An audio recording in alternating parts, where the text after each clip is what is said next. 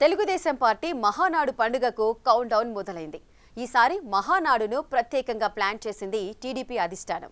ఈసారి మహానాడు విశేషం ఏంటంటే టీడీపీ చరిత్రలో ఎన్నడూ నిర్వహించని చోట మహానాడు నిర్వహించనున్నారు.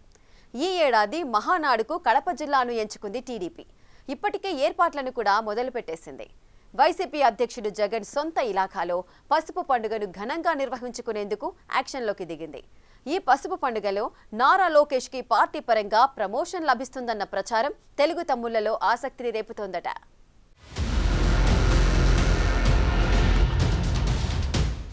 జగన్ ఇలాకా కడప జిల్లాలో పసుపు దళం పార్టీ పండుగ చేసుకోనుండడం హాట్ టాపిక్ గా మారింది. కడపలో టీడీపీ మహానాడు 3 రోజుల పాటు నిర్వహించడానికి నిర్ణయించింది. 2024లో అధికారంలోకి వచ్చిన తరువాత జరగనున్న తొలి మహానాడుకు కడప వేదికవటంతో జిల్లా తెలుగు తమ్ముళ్లలో ఉత్సాహం ఉరకలేస్తోంది.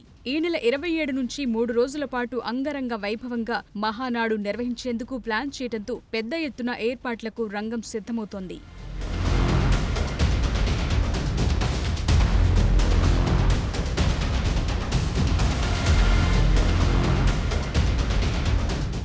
ఐటీ విద్యాశాఖ మంత్రిగా తనదైన ముద్ర వేస్తోన్న నారా లోకేష్ కు టీడీపీలో నిర్ణయాత్మక పదవిచ్చేందుకు కడప మహానాడు వేదికవుతుందన్న ప్రచారం జోరందుకుంది. లోకేష్ కు ప్రమోషన్ పై టీడీపీలో ఎప్పటి నుంచో చర్చ జరుగుతోంది. ఆ ప్రమోషన్ ఎలా ఉండబోతోందనే ప్రశ్నలకు ఈ మహానాడు సమాధానం చెప్పనుందని అంటున్నారు. టీడీపీ ఎగ్జిక్యూటివ్ ప్రెసిడెంట్ గా లోకేష్ ను నియమించే ఛాన్స్ ఉందంటున్నారు. నారా లోకేష్ కోసం పార్టీలో కొత్తగా executive president post create చేయబోతున్నారట.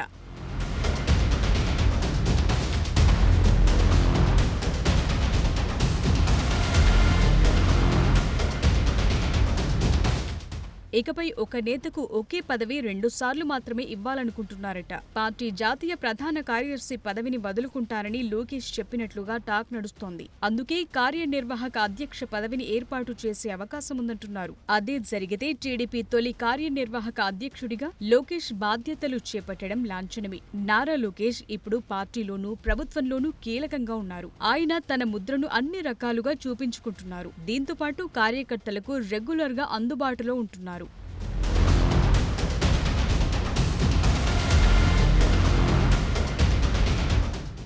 Nara Lokesh youth కు కనెక్ట్ అవుతుండటంతో ఆయన ఇమేజ్ ను పార్టీ పరంగా మరింత పెంచాలన్న ఆలోచనలు పార్టీ సీనియర్లు ఉన్నారట. పొలిట్ బ్యూరోతో పాటు పార్టీలోనూ యువతకు ప్రాధాన్యమివ్వాలని భావిస్తున్నారు. ఈ క్రమంలోనే మంత్రి లోకేష్ ను మరింత ఎలివేట్ చేయడానికి ఈ కొత్త పోస్ట్ అంటున్నారు. మొన్నటి వరకు లోకేష్ కు డిప్యూటీ సీఎం పదవి ఇవ్వాలని పార్టీలోని డిమాండ్లు బాగా వినిపించాయి. అయితే ఆ టాపిక్ పై మాట్లాడొద్దని సీఎం చంద్రబాబు స్వయంగా పార్టీ నేతలను ఆదేశించారు.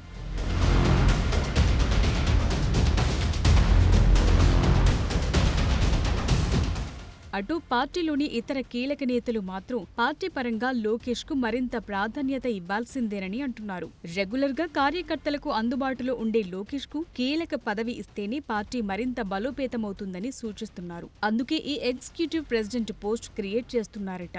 ఐటీ విద్యాశాఖ మంత్రి నారా లోకేష్ స్పీడ్ పెంచారు. వ్యూహాత్మకంగా ఆయన అడుగులు వేస్తున్నట్టు పనితీరే చెప్తోంది. ప్రధానంగా విద్యావంతుల్ని ఆకర్షించడం ద్వారా వాళ్ల కుటుంబాల్ని రాజకీయంగా తమ వైపు తిప్పుకునే ప్రయత్నం చేస్తున్నారు.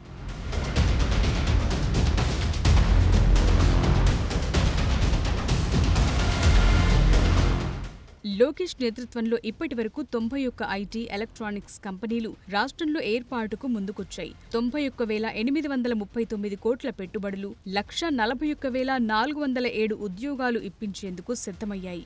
రాబోయే 5 ఏళ్లలో ఐటీ, ఎలక్ట్రానిక్స్ రంగాల్లో 5 లక్షల ఉద్యోగాల కల్పన దిశగా లోకేష్ కృషి చేస్తున్నారు.